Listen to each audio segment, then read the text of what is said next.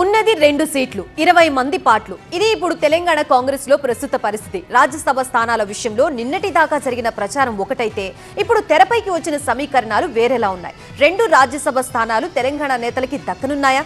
పెద్దల సభకి వెళ్లే అవకాశం ఎవరికి రాబోతోంది? 10 రాష్ట్రాల్లో 37 రాజ్యసభ స్థానాలకు 16న ఎన్నికలు జరగబోతూ ఉన్నాయి. మార్చి 5 లోపు నామినేషన్ దాఖలు చేయాల్సి ఉంది. దీంతో 1 లేదా 2 రోజుల్లో కాంగ్రెస్ రాజ్యసభ అభ్యర్థులను ప్రకటించేందుకు కసరత్తు చేస్తోంది. ఖర్గే, రాహుల్, కేసీ వేణుగోపాల్ చర్చిస్తూ ఉన్నారు. తెలంగాణలో ఖాళీ అయిన 2 స్థానాలు కాంగ్రెస్ కి వచ్చే అవకాశం ఉంది. దీంతో ఆ 2 రాజ్యసభ స్థానాల కోసం అధికార కాంగ్రెస్ లో తీవ్ర పోటీ నెలకొంది. పెద్దల సభలో బర్త్ కోసం ఢిల్లీ స్థాయిలో నేతల లాబింగ్ జరుగుతోంది. 2 సీట్లలో ఒకటి అధిష్టానం కోటాలో అభిషేక్ మను సింఘ్వీకి ఇస్తారని మొదట ప్రచారం జరిగింది. కానీ ఆయన్ను తెలంగాణ నుండి కాకుండా ఇంకేదైనా రాష్ట్రం నుండి రాజ్యసభకు పంపాలని కాంగ్రెస్ అధిష్టానం భావిస్తోంది. అదే జరిగితే 2 సీట్లు తెలంగాణ కాంగ్రెస్ నేతలకు దక్కనున్నాయి. అయితే 2 స్థానాలకు 20 మంది వరకు నేతలు రేస్ లో ఉన్నారు. రాజ్యసభ రేస్ లో ప్రధానంగా బీసీ సామాజిక వర్గం నుండి మాజీ ఎంపీలు మధు యాష్కి గౌడ్, వి హనుమంతరావు పేర్లు తెరమీదకొచ్చాయి. మధు యాష్కి గౌడ్ పీసీసీ ప్రచార కమిటీ చైర్మన్ గా ఉన్నారు.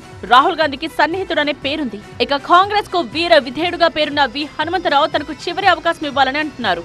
ఇక మాజీ ఎమ్మెల్యే జగ్గారెడ్డి సైతం ఢిల్లీలో ఏఐసీసీ అధ్యక్షుడు మల్లికార్జున ఖర్గేను కలిసి జట్టి కుసుమ కుమార్ వి హనుమంతరావుకు అవకాశం ఇవ్వాలని కోరారు.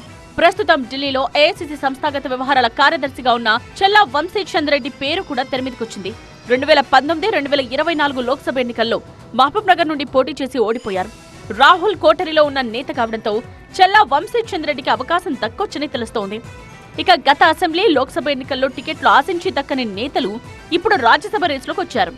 వారిలో TRICOR chairman Bellaiah Naik, TGMDC chairman Anil Kumar పేర్లు వినిపిస్తూ ఉన్నాయి. మాజీ మంత్రి జీవన్ రెడ్డి పేరు సైతం వినిపిస్తోంది. ఇక సీఎం సలహాదారు వేం నరేందర్ రెడ్డి పేరుపై చర్చ జరుగుతోంది. గతంలోనే వేం నరేందర్ రెడ్డికి ఎమ్మెల్సీ ఇవ్వాలని భావించినా సాధ్యం కాలేదు.